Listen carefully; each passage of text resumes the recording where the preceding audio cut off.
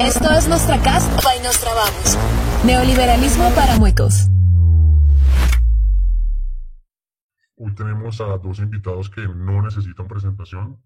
Por un lado está mi bebé Daniel Gómez Gaviria, su director general sectorial del DNP, y Thierry Weiss, una de las plumas más impecables que tiene en este momento el país y que se ganó hace unos meses un reconocimiento de nada menos que el Timo Asprilla. Entonces, pues bueno, muchas gracias por aceptar la invitación. Lidio, ¿cómo vas? Bien. ¿Cómo van todos? Saludos a todos.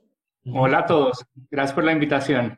Lo mismo, Lidio Nostra, muchas gracias por la invitación y por esa presentación. Se me había olvidado lo del Tino. El reconocimiento más importante que me he ganado yo fue un meme que me hicieron desde tu cuenta una vez que tengo guardado por ahí. Bueno, yo quisiera comenzar por preguntarles a ustedes, para los que de pronto no los conocen, aunque me parecería raro, ¿quiénes son? ¿Quién es Daniel Gómez Gaviria?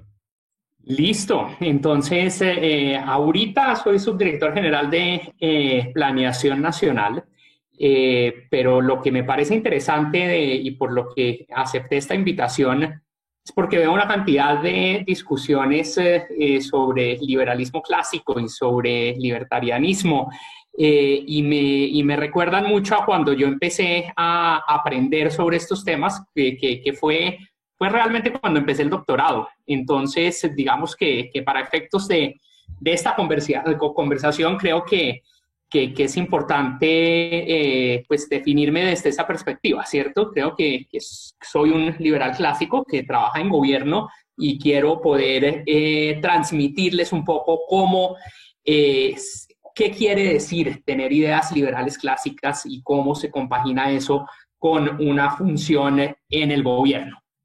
Súper, Daniel, excelente. Sabes que te amamos. Ahora la pregunta va para Thierry. ¿Quién es Thierry Weiss? ¿Qué hace Thierry Weiss? Bueno, yo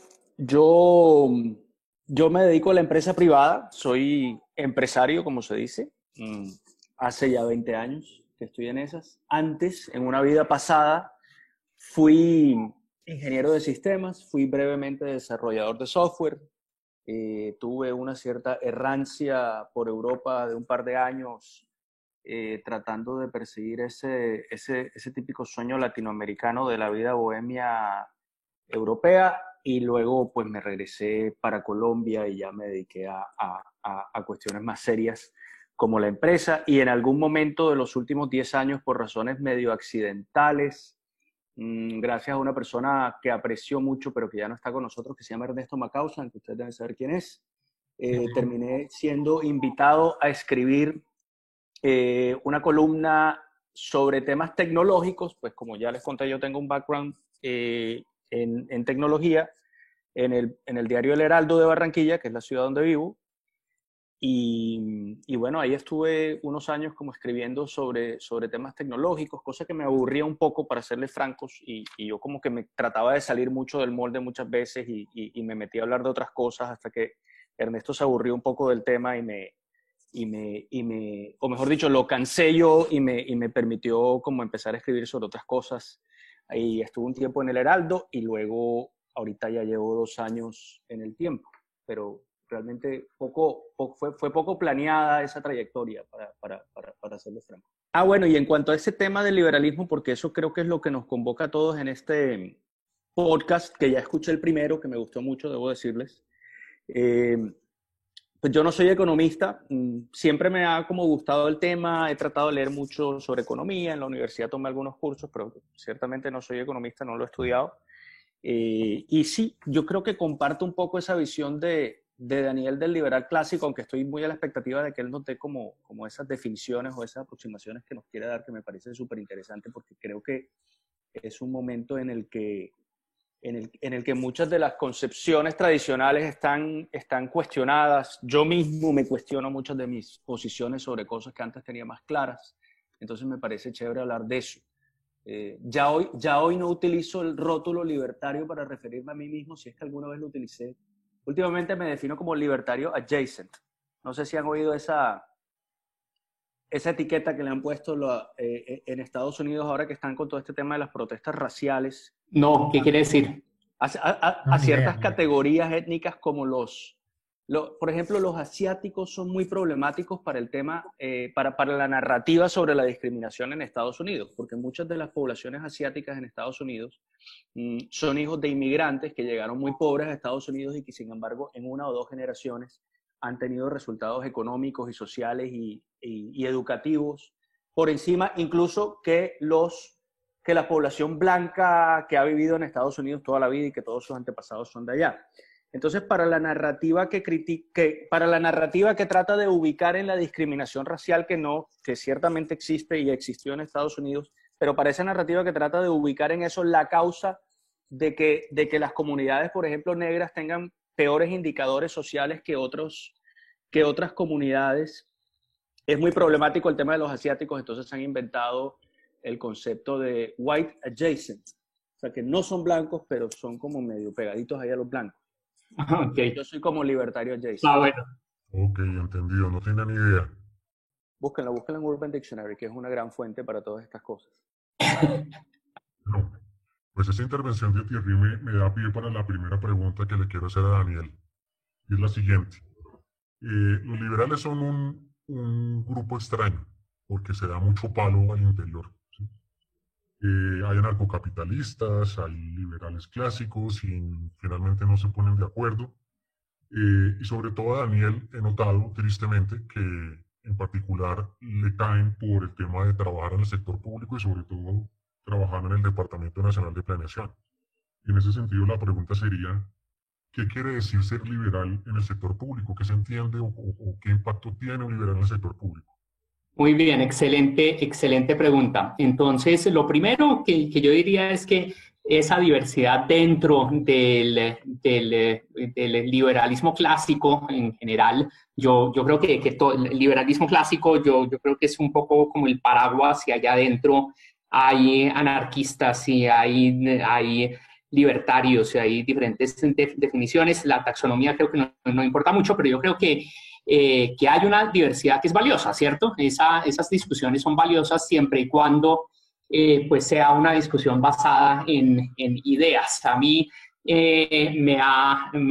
me sorprende un poco, como, y no sé si sea producto de las redes sociales, de otro momento de la historia en la que nuevas generaciones se ven expuestas a este tipo de ideas, pero es un ambiente bastante más agresivo y donde se personalizan cosas mucho más que cuando yo me metí en estos cuentos. Yo, para darles un poquito de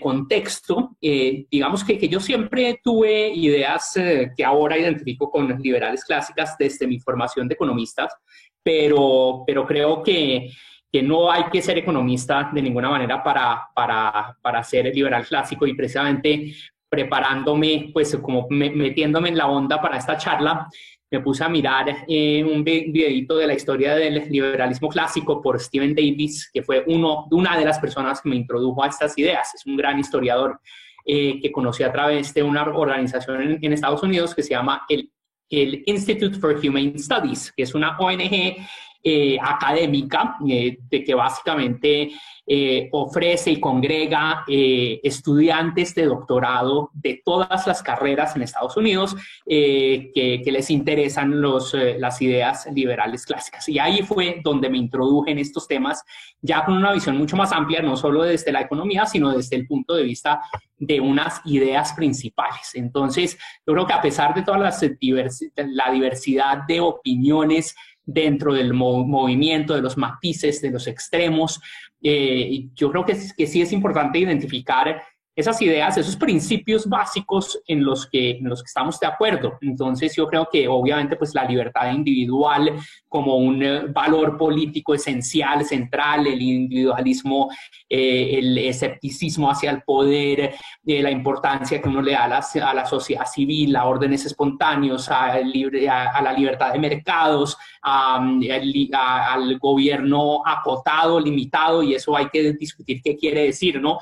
Pero hay una serie de valores, de principios que forman el lente y la forma con la que uno entiende la historia, entiende el mundo y sobre todo entiende el rol del poder, el rol del gobierno, el rol del Estado dentro de la sociedad. Entonces, el liberal clásico que entra al gobierno, obviamente, no, en principio, pues uno pensaría que no puede ser un anarcocapitalista, a menos de que tenga una agenda pues de destruir el Leviatán desde adentro o alguna cosa así. Pero yo creo que dentro de esta gran gama pues, de ideas, de matices, ¿cierto? Basadas en estos principios primordiales como básicos de ese individualismo entendido, bien entendido, ¿cierto? Como el entendimiento de que lograr desarrollar el proyecto de vida que cada uno tiene como individuo, el valor que uno le da al individuo por encima de colectivos, es como esas luces que guían un poco la forma en que uno entiende todo lo que hace. Entonces, el liberal clásico dentro del gobierno analiza siempre las formas de intervención, el accionar del gobierno bajo estos lentes y con eso determinan cuáles son los límites, los contornos de ese accionar del gobierno. Entonces, creo que termino ahí como una primera introducción que seguro vamos a seguir como profundizando en cada una de esas cosas que dije. Excelente, Daniel. ¿Y qué opina de eso, Terry? ¿Puede un liberal trabajar en el sector público? A mí el caso de Daniel, porque lo sigo en Twitter y porque lo leo, las cosas que pone y sé que él comparte muchas de estas ideas, siempre me ha parecido interesante justamente por eso, porque se trata de un liberal clásico trabajando en el sector público, que no es que sea una contradicción per se, pero cierto sí es que muchos de los que pensamos así, sobre todo los que no estamos en el sector público, nos las pasamos criticando al sector público y criticando casi que su mera existencia.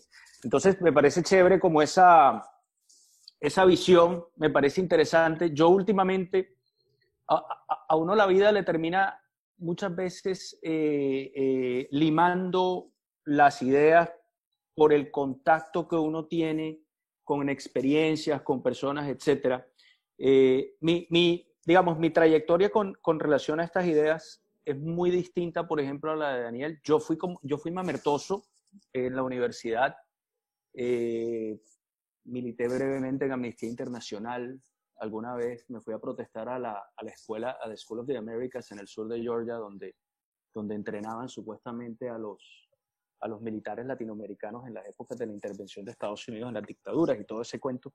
Entonces yo tenía unas ideas mucho más de izquierda cuando en la época universitaria, de las que me fui distanciando con el tiempo, en gran parte creo que por lecturas y porque mi paso por la universidad coincidió, pues, como en la carrera que yo estudié, yo soy ingeniero de sistemas y me formé en mediados de los 90, cuando estaba como todo este cuento del internet comenzando, y esa era una cultura muy libertaria.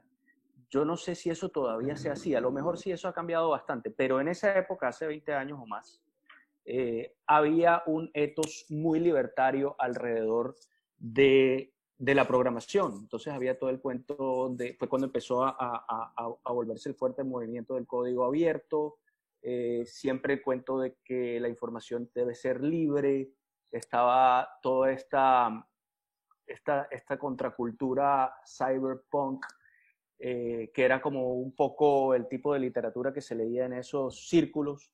Entonces siempre había como un ethos muy libertario, o en todo caso que reclamaba mucho la libertad en abstracto, no necesariamente en términos económicos, alrededor de eso. Y creo que eso, más algunas lecturas, más eventualmente pues el aterrizaje ya en el mundo de las empresas, que eso sí es otro planeta distinto al que yo estaba cuando estaba en la universidad, me fueron haciendo cambiar de ideas. Y fui muy radical en esas ideas durante un tiempo, pero más hacia el presente, para contestar la pregunta que me hace, que he tenido tanto contacto, tengo muchos amigos en el sector público, conozco gente que está metida en política, bueno, uno termina conociendo una cantidad de experiencias en la vida y se da cuenta que esas personas que están en ese lado, pues ni son el coco, ni son locos, ni son unos estatistas recalcitrantes, sino que hay trayectorias de vida distintas y que las experiencias van formando a las personas, y particularmente que de todas maneras, querámoslo o no, el Estado existe y el Estado es un aparato gigantesco que ya está y que uno puede querer que haya más o menos de él, pero en todo caso uno sí va a querer que las personas que estén manejando esa máquina pues sean de las mejores que tengamos en la sociedad.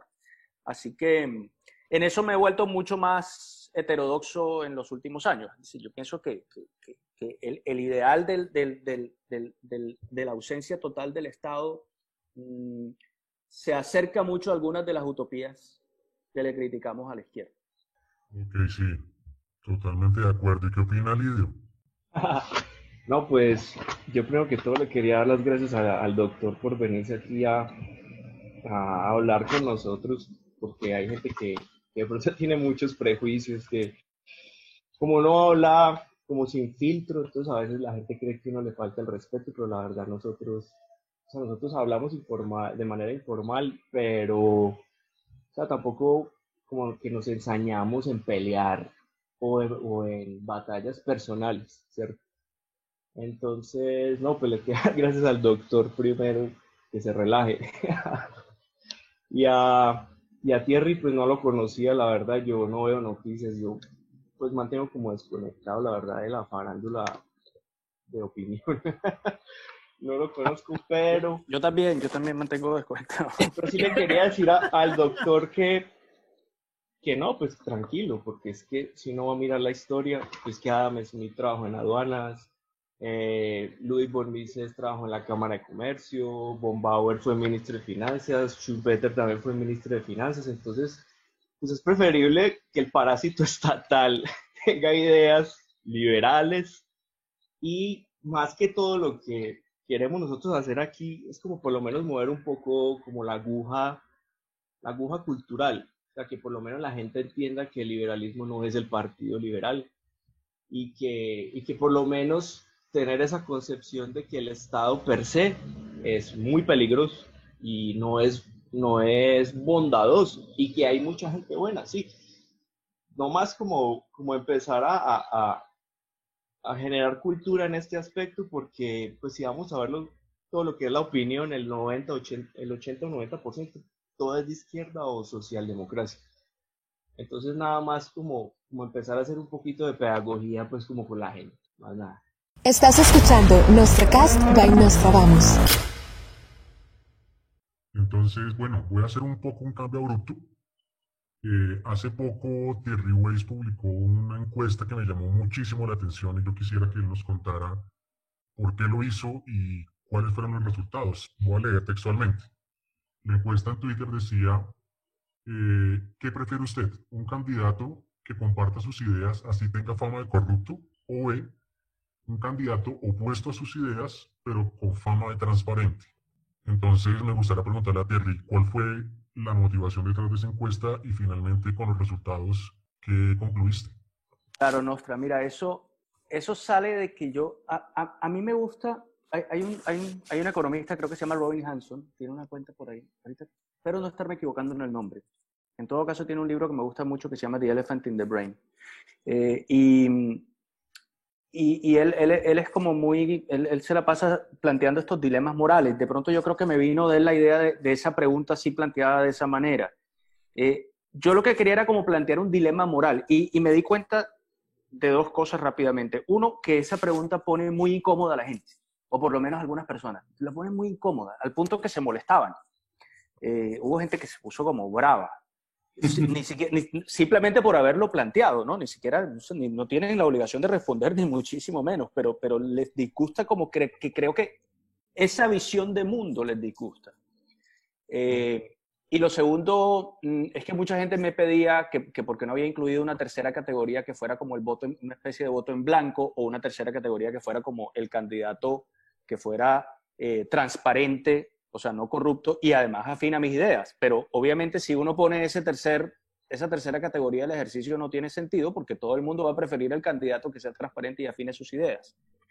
Pero mira que tiene mucho que ver con lo que estamos hablando de liberalismo, porque para mí una de las nociones más importantes y una de las grandes cosas que yo siento que uno puede aprender de la economía es eso que los gringos, los anglosajones llaman los trade-offs, que siempre ha sido difícil de traducir al castellano, pero que podemos hablar como de costos de oportunidad o de costos en general. Y así como existen en la economía, pues existen también en la política, y yo quería plantear, yo quería como explorar cómo la gente reacciona ante la obligatoriedad de tener que escoger entre dos opciones subóptimas ambas. Yo por ahí escuché en el primer podcast de ustedes que Lidio, creo que era Lidio, que decía que él en esos casos prefiere no votar, que también es una posibilidad. Pero claro, cuando uno no vota o cuando vota en blanco, en realidad pues se podría decir que está apoyando pues, al de las dos opciones que uno no escogió, al que tenía la mayoría.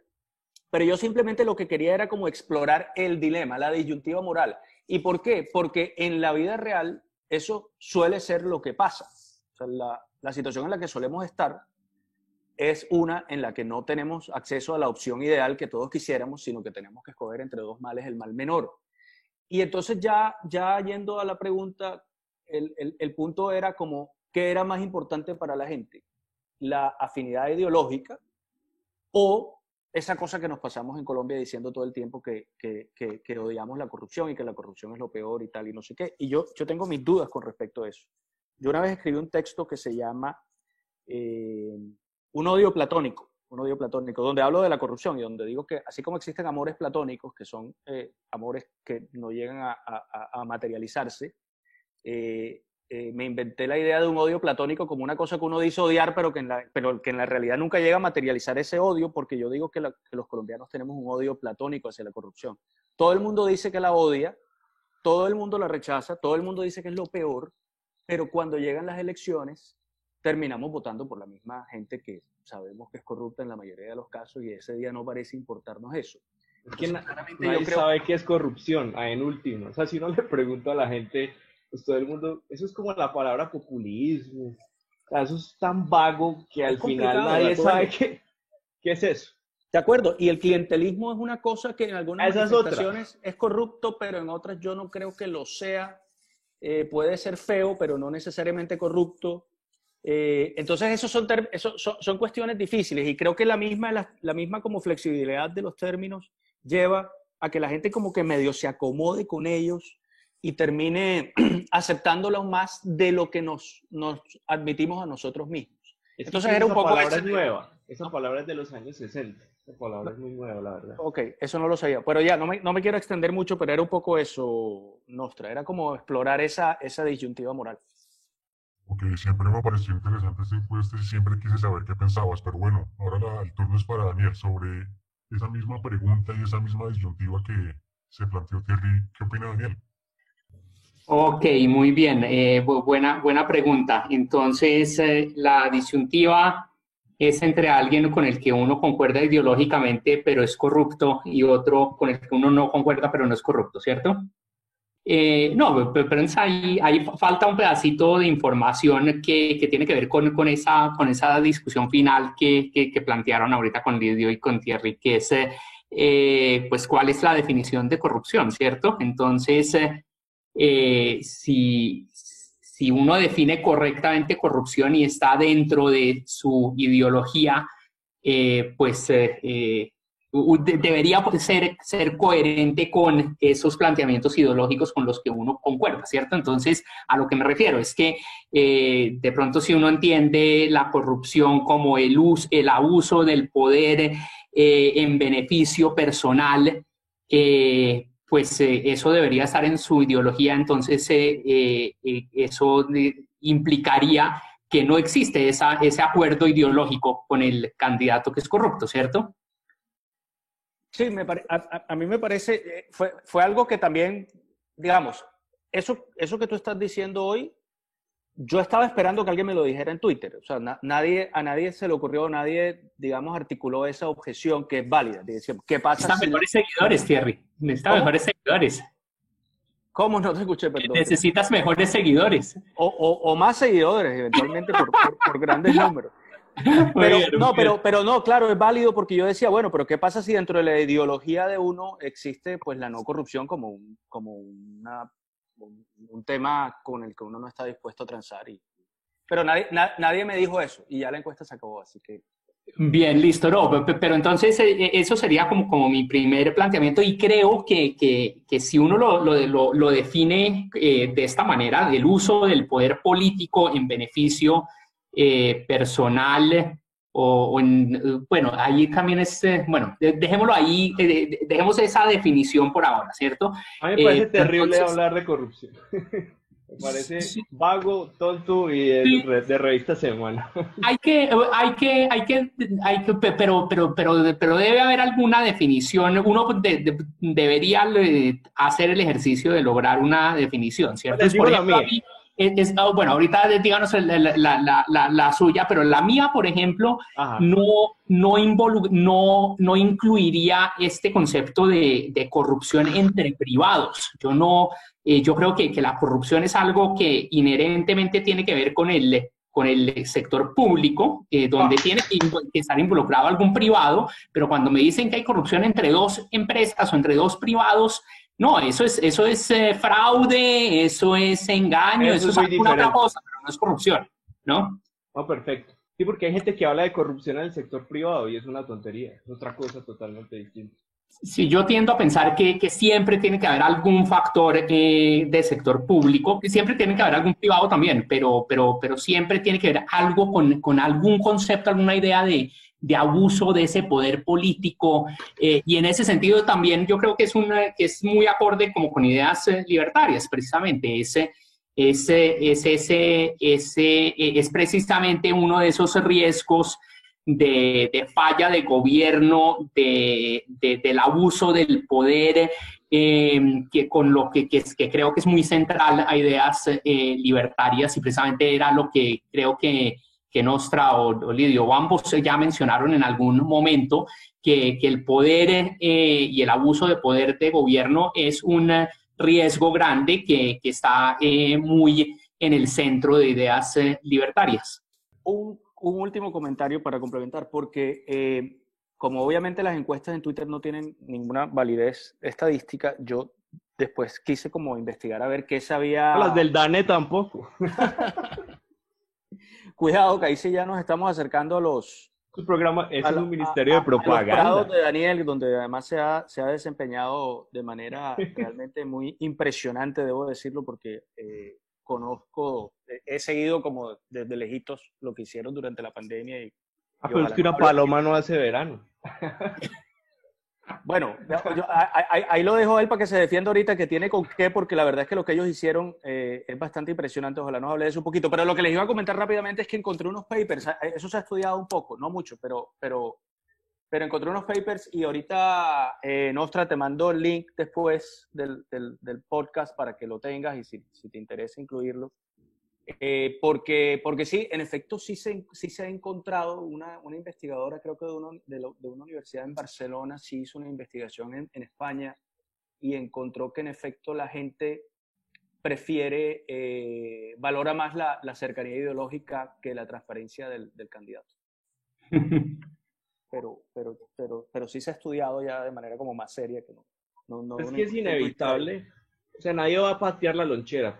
Con toda seguridad, el doctor Daniel ha visto cosas terribles y le toca pues comer callado y él, pues ojalá la mayoría fueran como él, que vieran el Estado Mira, como algo peligroso, pero, o sea, tampoco nosotros le vamos a hacer aquí una encerrona al doctor Daniel, ojalá la mayoría fueran como él, pero ¿qué le toca hacer a alguien que ve una porquería? Yo trabajé en la alcaldía de Medellín y vi porquerías, pero no puedo decir nombres y no voy a poner ahora en eso, yo tengo una pero, teoría y ah, es que el estatismo, es decir, y es medio obvio, pero digamos, el estatismo tiende a producir más corrupción, ¿no? Es decir, sociedades en las que demasiada gente depende del Estado para su modus vivendi, ya sea porque son políticos de carrera y viven de eso, o ya sea porque son contratistas del Estado, privados, pero contratistas del Estado y viven de eso, o ya sea porque su empleo o el de algún familiar suyo depende del Estado porque son policías, profesores, jueces, etcétera.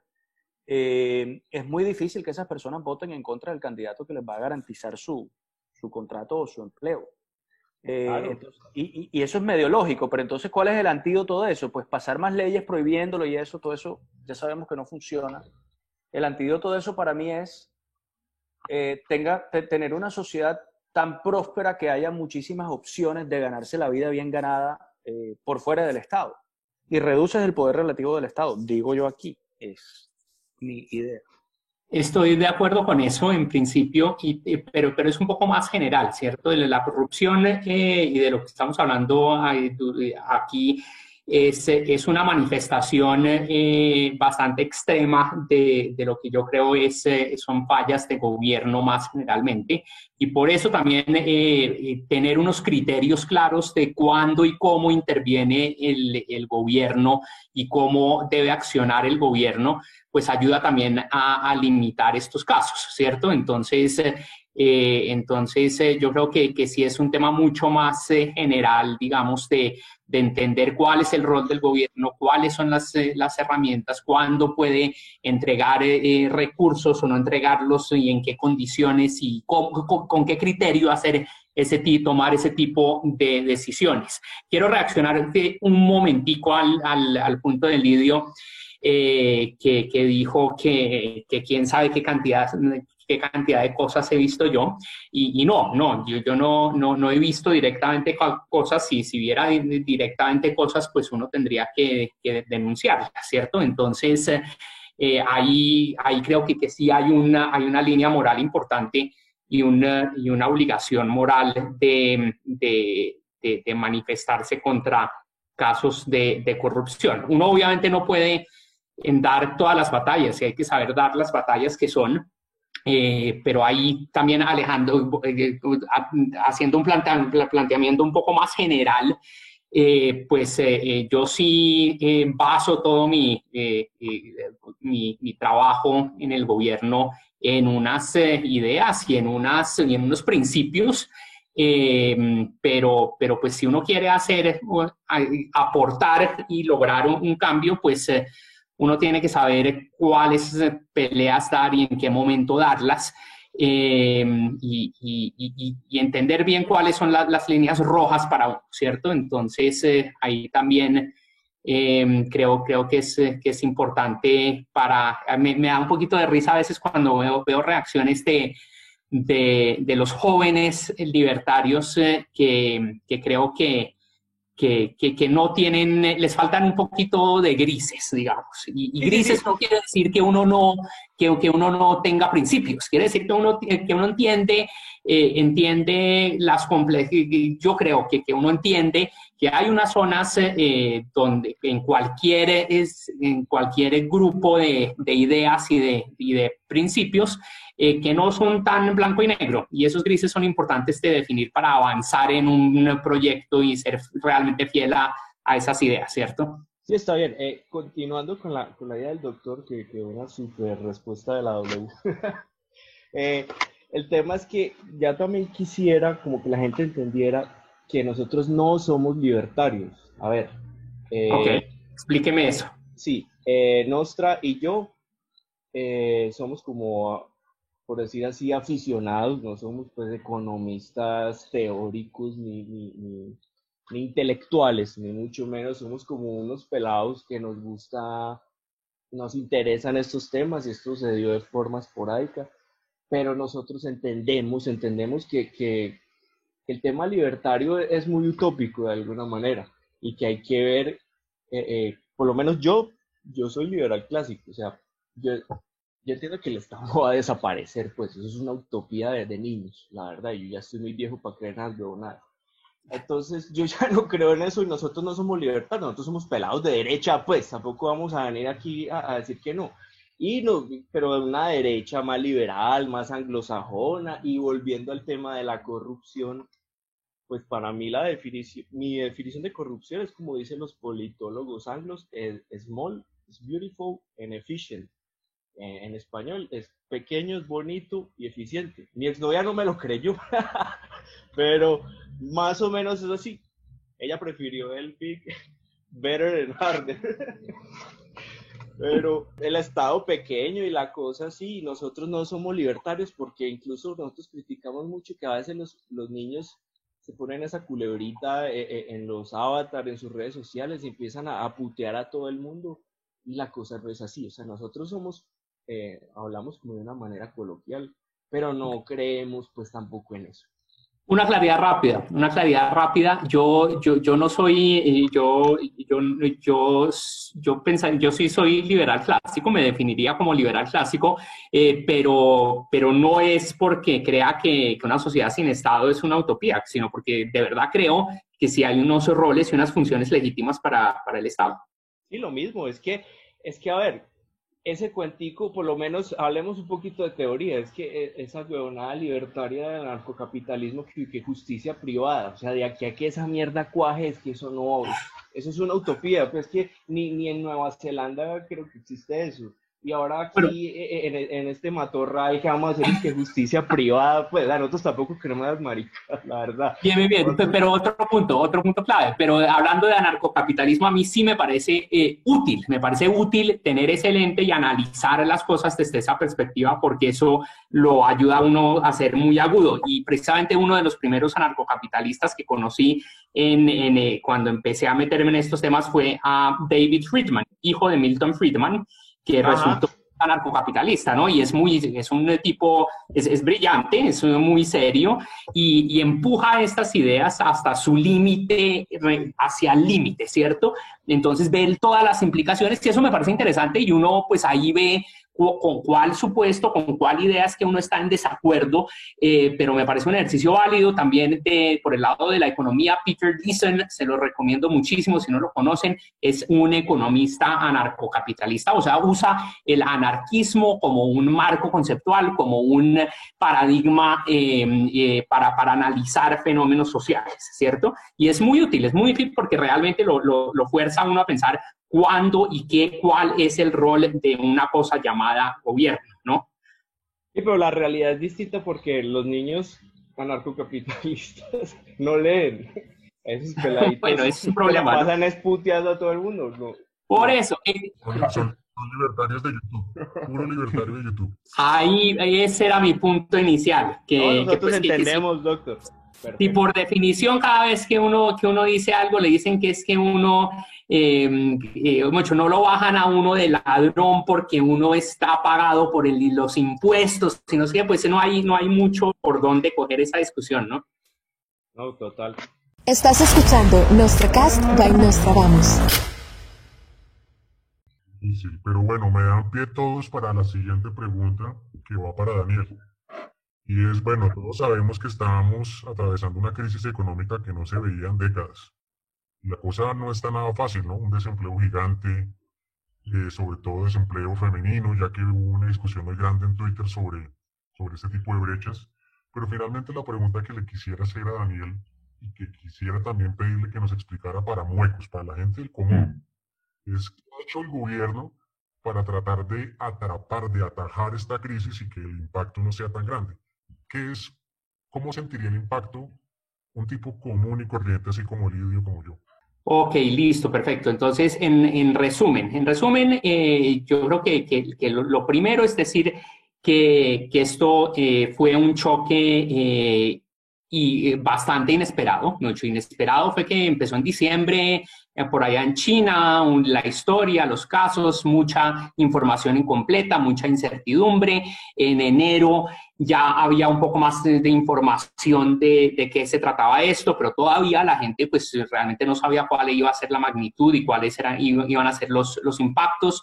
Ahí el gobierno pues ya empezó a hacer un cierto número de acciones para preparar un eventual escenario de afectación pues importante al sector salud.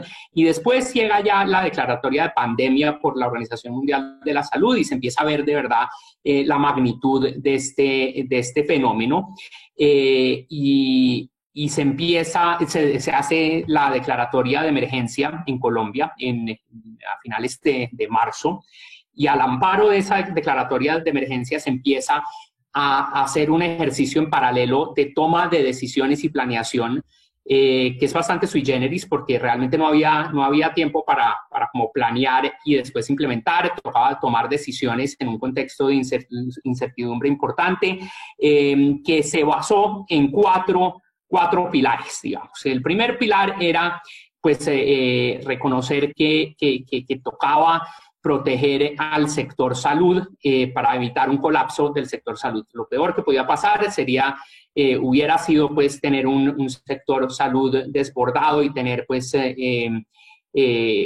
básicamente una situación de fosas comunes alrededor de las ciudades porque los cementerios no dan abasto y, en fin, que eso se vio en Guayaquil, se vio en Nueva York, se vio en muchos sitios, ¿no?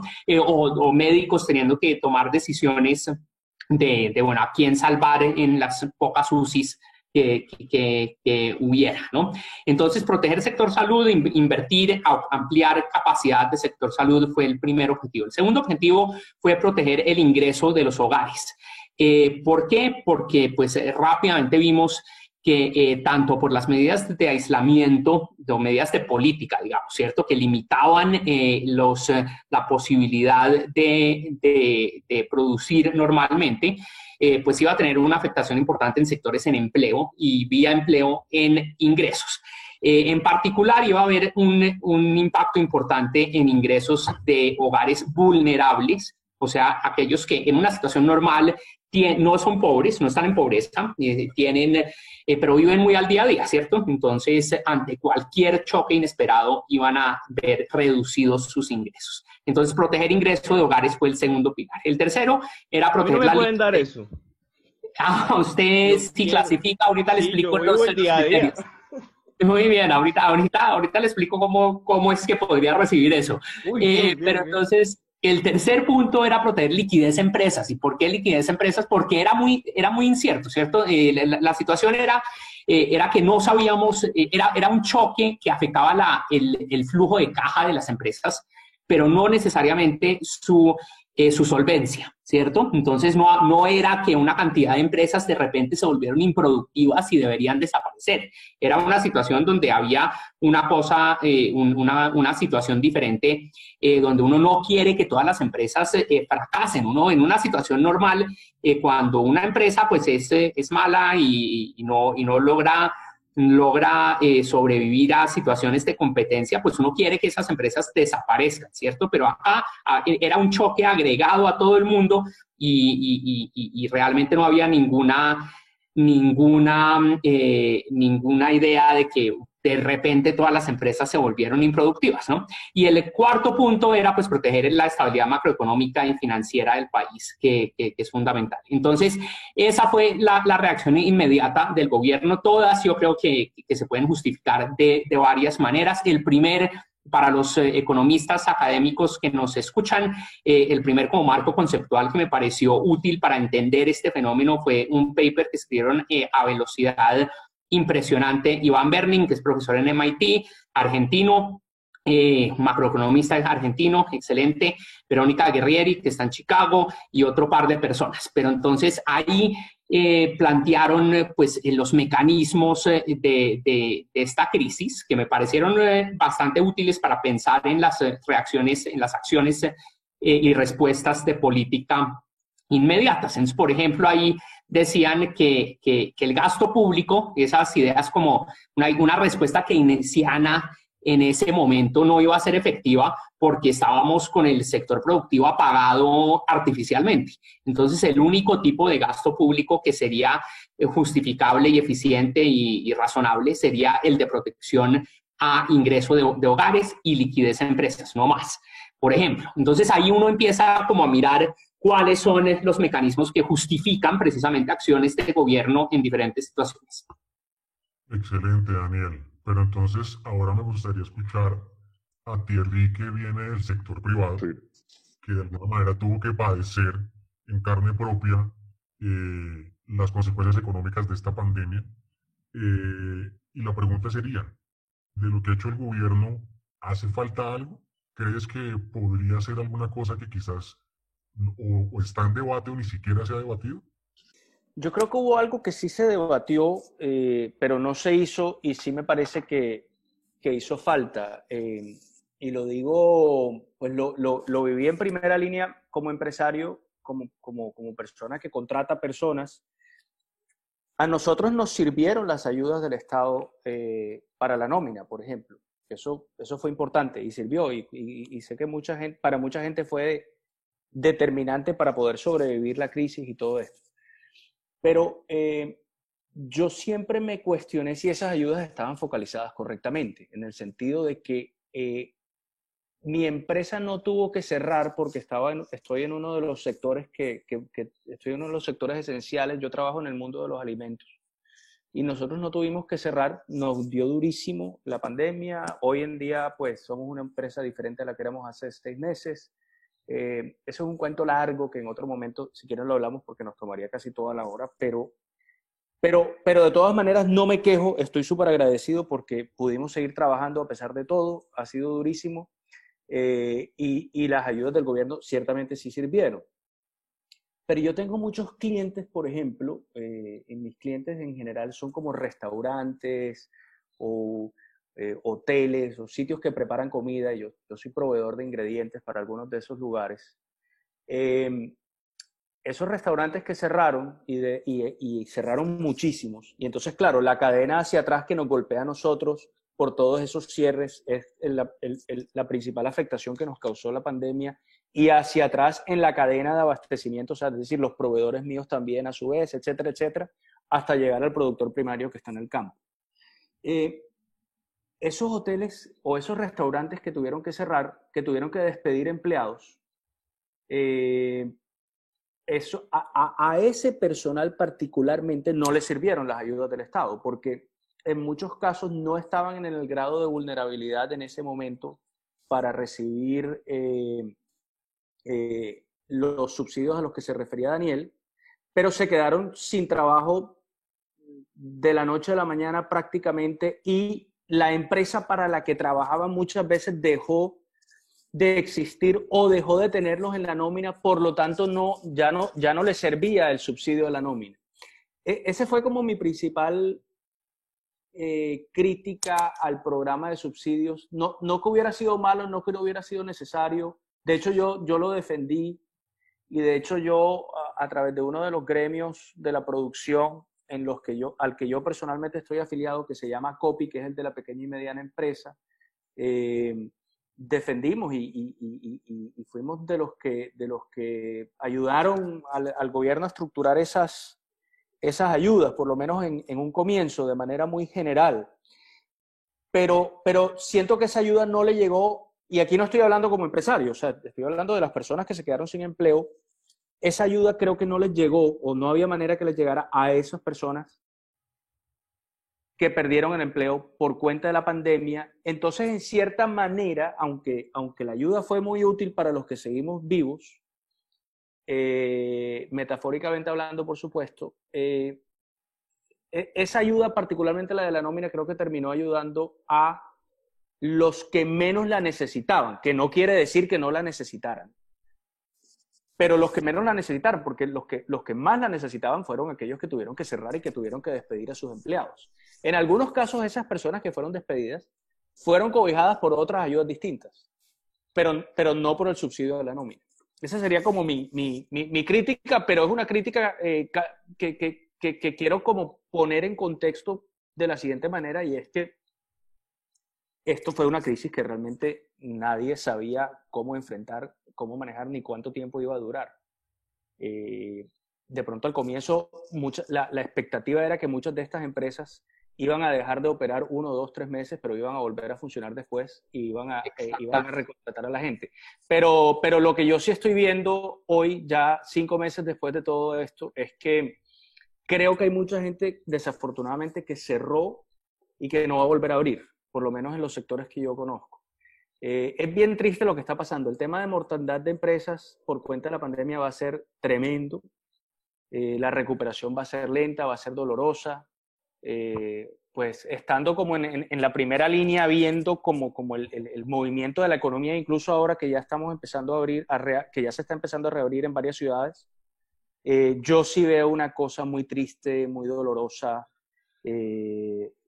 golpea mucho lo que estoy viendo en este momento a mi alrededor en cuanto a cierres y despidos. Muy duro.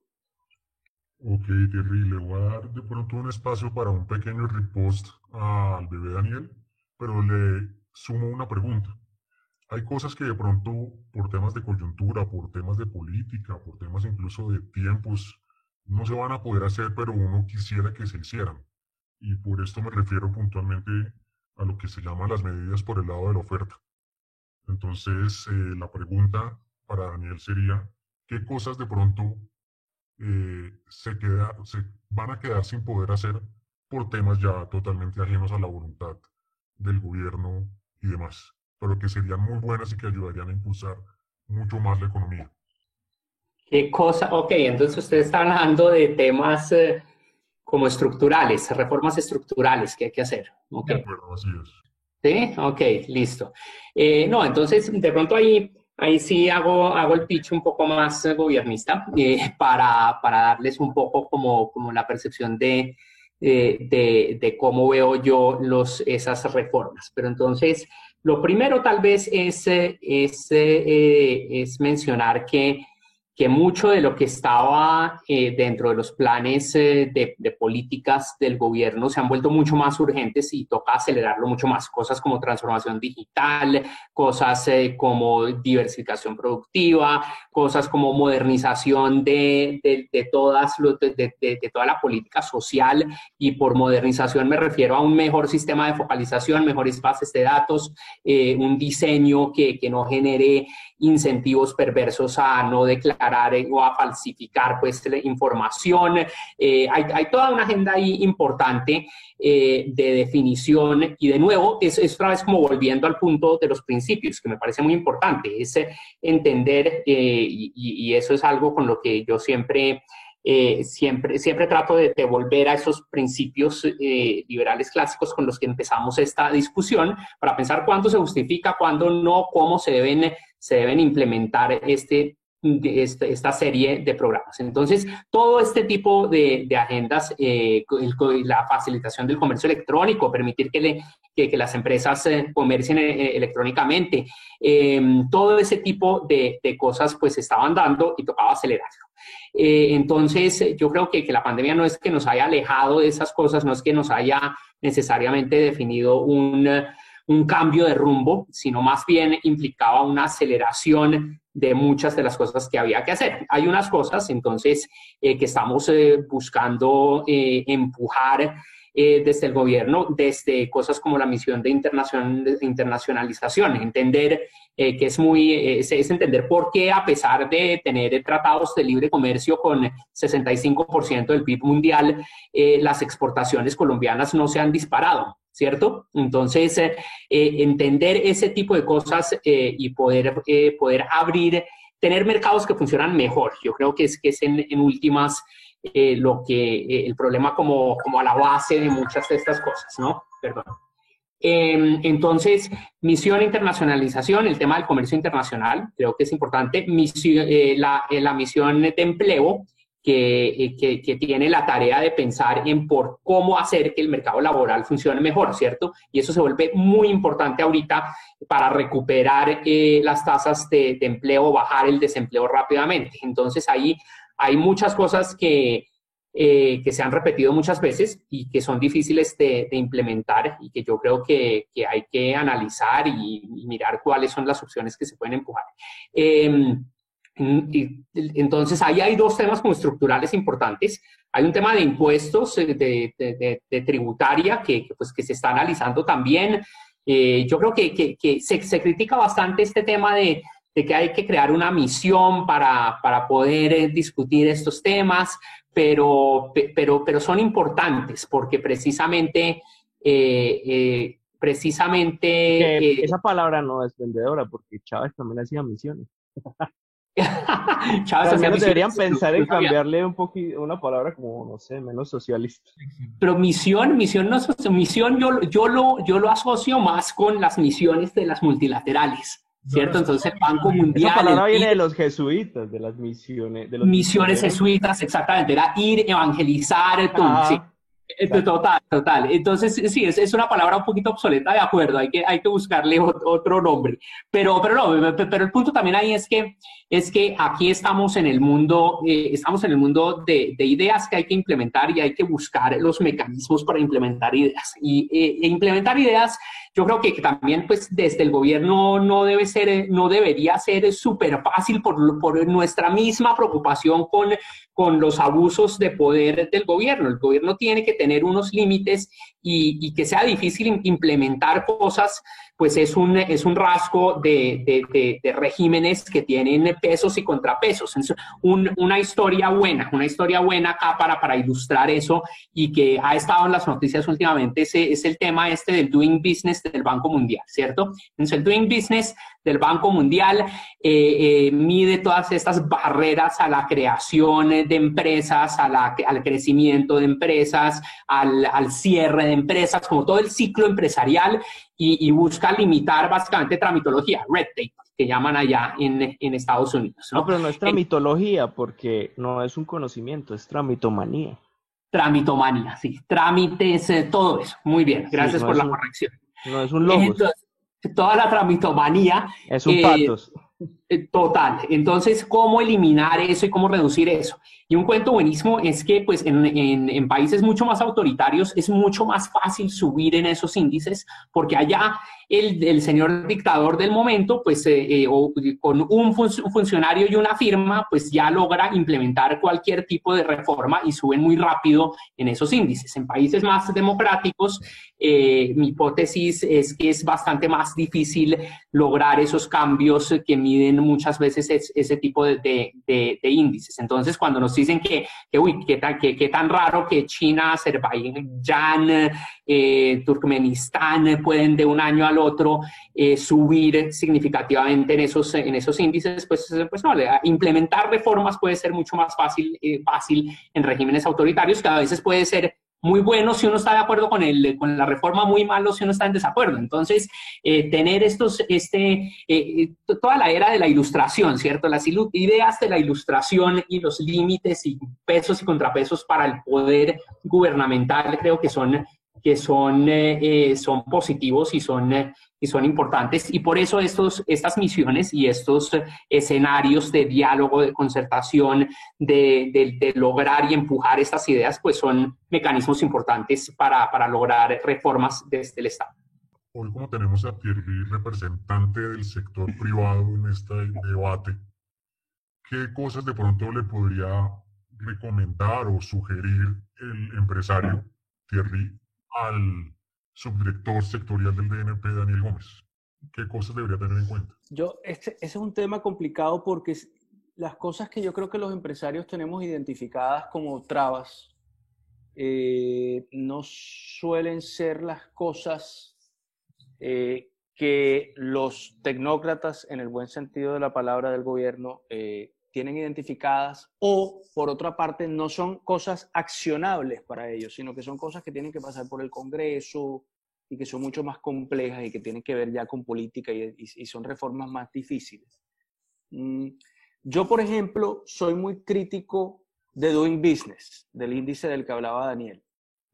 Soy crítico de Doing Business no porque no me parezca importante lo que mide, sino porque justamente como se tiene que enfocar en cosas medibles, entonces Doing Business cuenta como cuántos pasos tiene que hacer una persona para registrar una empresa en Uganda. Y resulta que son 57 pasos. Y entonces en Colombia son 37 pasos. Entonces eso es mejor porque son menos pasos. Y eso da un puntaje más alto en el índice.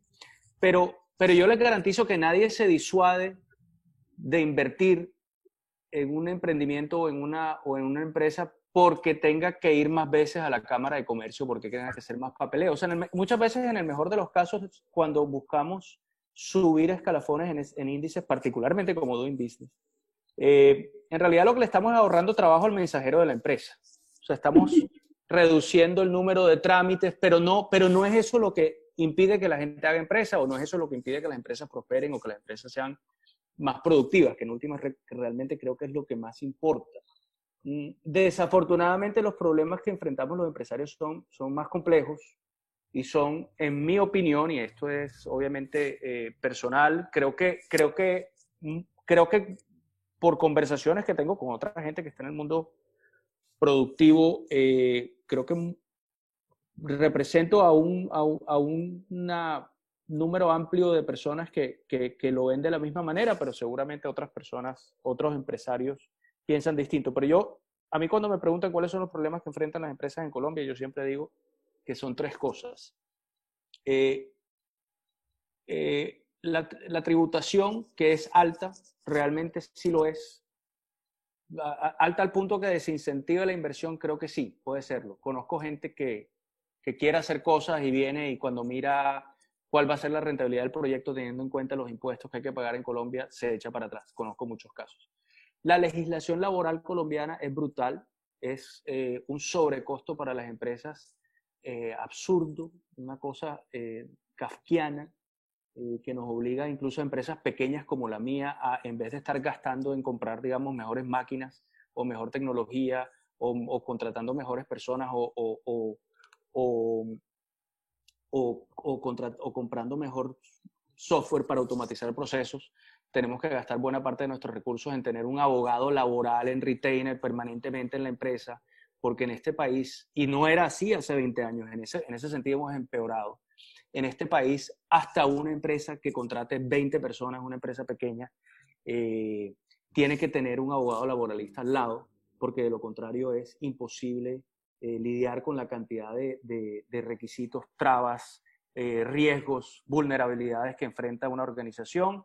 Y no hablemos también de lo que tiene que ver con la liquidación de nómina, aportes para fiscales. Todo eso es una cosa complejísima que se necesita una gente como con unos doctorados de la NASA súper sofisticados para liquidar la nómina en este país. Es una cosa Thierry, ¿sabe lo que es liquidar una empresa? Sí. Yo le liquidé a mi papá una IPS que, pues, él tuvo una IPS un tiempo.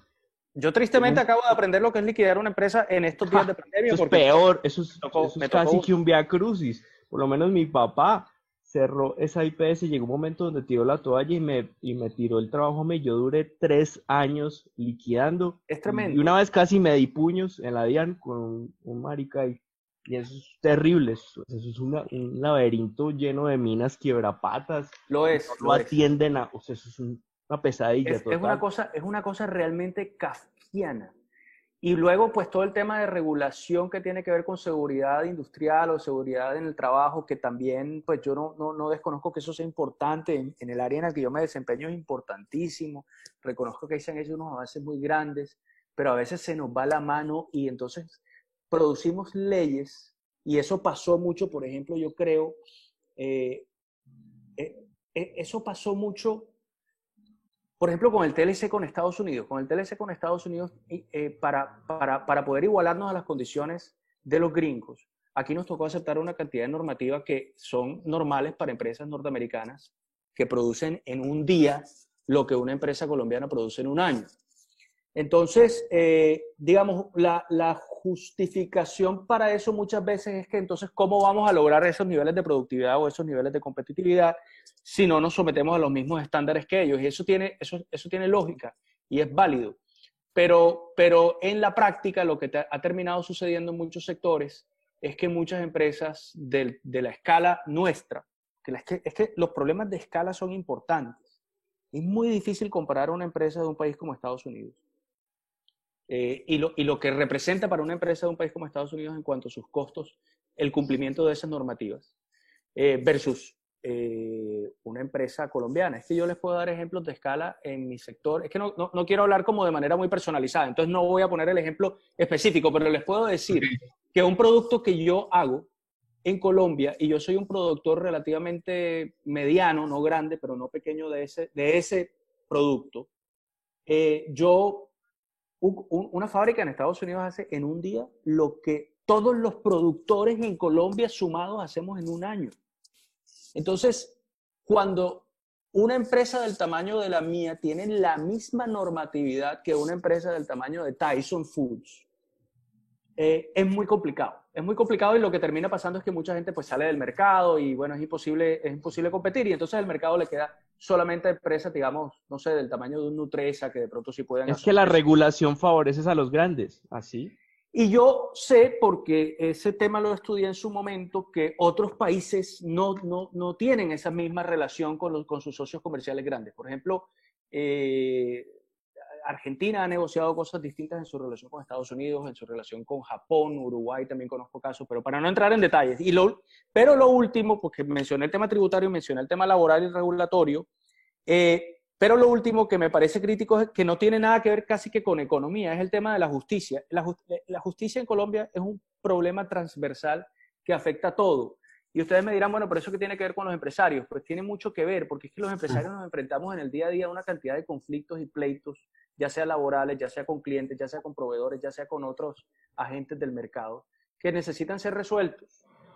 Y necesitan ser resueltos de manera más o menos expedita y de manera ojalá justa. Y eso esas dos cosas que acabo de decir en Colombia son básicamente imposibles.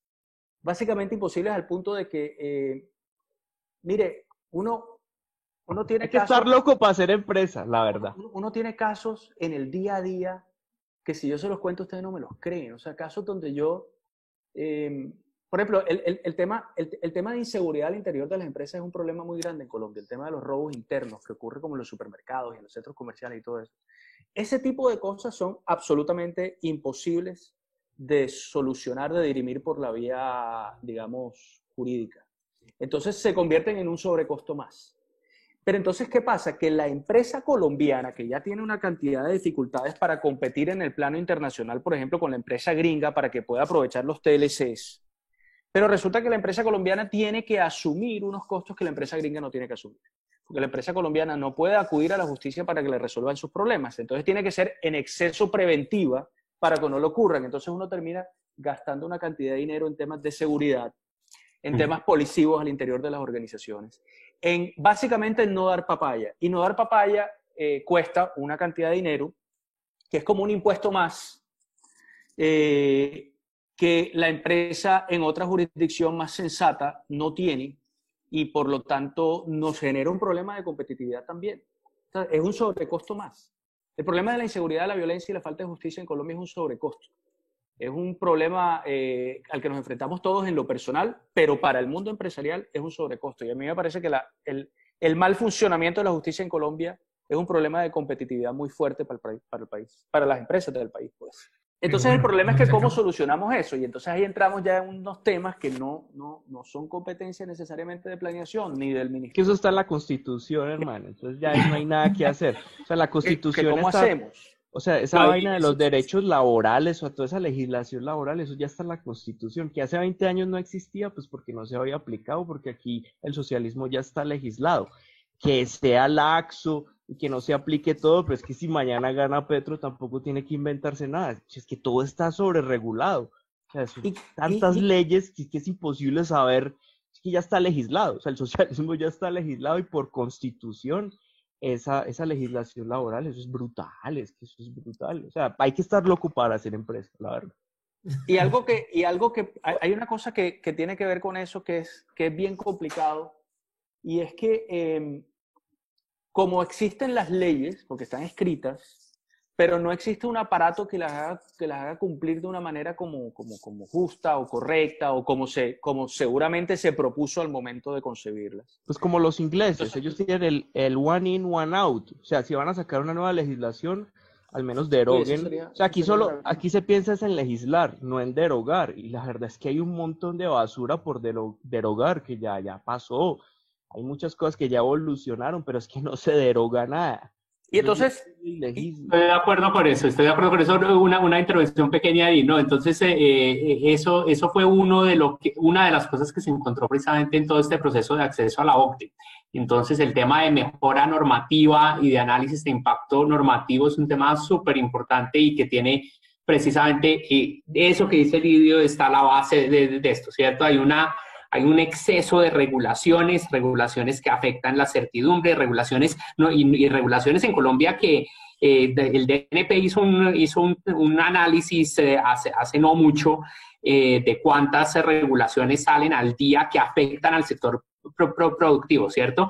Y era un número impresionante. Diariamente muchas regulaciones nuevas que entonces pues el empresario es muy difícil, uno, estar al día con todas las normas que debe cumplir y quedan una cantidad obsoletas que nunca se derrogan y creemos que la única solución siempre para un problema es algún acto administrativo, ¿cierto? Entonces, sacar un decreto, sacar una ley, a veces sí es el instrumento, pero a veces no, ¿cierto? Entonces sí, el tema regulatorio, normativo, yo también, junto con el tema de la justicia, por supuesto, que es uno de los temas estructurales importantes que tiene un impacto sobre competitividad y la capacidad de que florezca ese mundo privado, ¿no?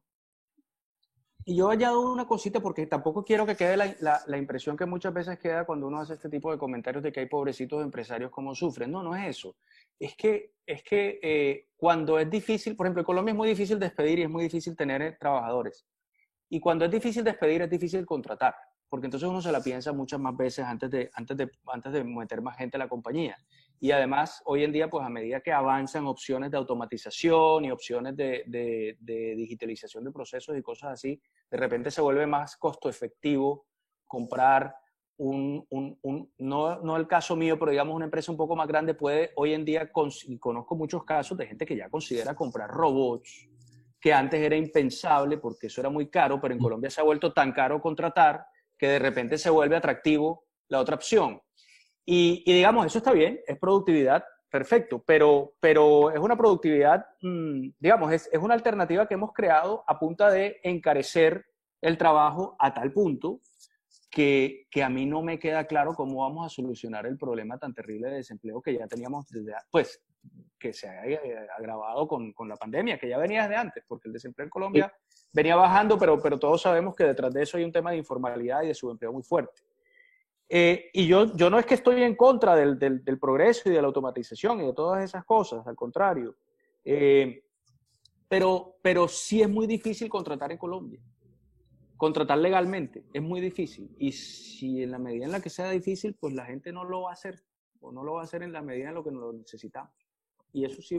Está chévere esa historia de... Sí debería darnos tristeza porque en últimas el problema es ese. El problema es de desarrollo. El problema es de reducción de pobreza. Bebé Dani, ¿vas a decir algo? No, que me pareció interesante esa historia, ese ejemplo que yo te di de cómo las regulaciones generan unos costos que cambian costos relativos entre diferentes opciones, ¿no? Entonces, y eso es una lección general buena, ¿no? De cómo todo lo que uno haga desde el gobierno puede tener un impacto en esos precios relativos y cambiar precisamente las decisiones empresariales. Estás escuchando Nostracast by Nostrabamos. Ya vamos un poquito más de la hora, entonces voy a ir hacia la sección final del podcast, que se ha vuelto un clásico. Quiero hacerles unas preguntas cortas para unas respuestas cortas. Entonces la primera, salario mínimo, ¿eliminarlo o diferencial por regiones? ¿Qué dice Daniel? ¿Por qué me quiere poner en situaciones complicadas? El salario mínimo, entonces el problema, voy a dar una respuesta corta, pero un poquito más larga de lo que ustedes querían, tal vez. Entonces, el número uno, el problema es que el salario mínimo en Colombia es muy cercano al salario mediano. Entonces, opción número uno, subir productividad y que suba el salario mediano precisamente para que el salario mínimo relativo al salario mediano sea mucho más bajito. Entonces, cambiar esa discusión me parecería muy positivo para el debate.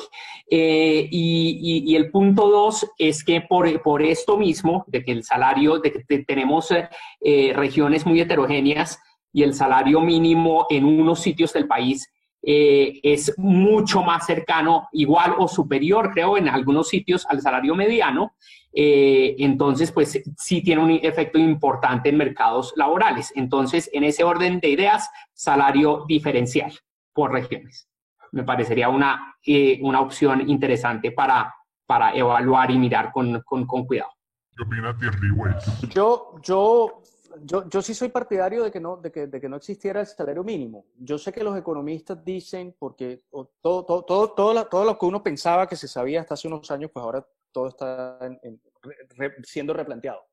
Y yo sí soy partidario de que no exista, pero entonces sé que los economistas dicen que no siempre la existencia de salarios mínimos pues, genera más desempleo, etcétera, etcétera.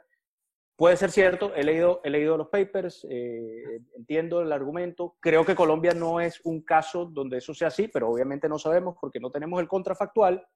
Dicho lo anterior, si políticamente es inviable eliminarlo, porque también creo que es la realidad, diferenciarlo por regiones sería un paso ya buenísimo. Y eso sí me parece clarísimo que se necesita. Esa respuesta creo que también fue muy larga. No, está perfecto, excelente. Vamos con la segunda. En un mundo real, sin irnos a la teoría ni a la utopía, ¿qué es preferible? ¿Altos impuestos a empresas y bajos impuestos a personas naturales? ¿O al contrario, bajos impuestos a empresas y altos impuestos a personas naturales? Bajos a empresas, altos a personas naturales. ¿Y qué dice Thierry? Estoy de acuerdo con Daniel. Eso está como mi dilema en Twitter, pero estoy de acuerdo con Daniel. Bajos a empresas para que pueda haber productividad y empleo, y altos a personas naturales para perseguir metas de reducción de la desigualdad en la medida en la que eso sea deseable, que yo pienso que eso también debe tener límites y debe tener sus justas proporciones. Pero de acuerdo con Daniel, completamente. Listo, y bueno, pues eso era todo. Yo les quiero agradecer mucho por haber aceptado la invitación. Personalmente me pareció una delicia este podcast.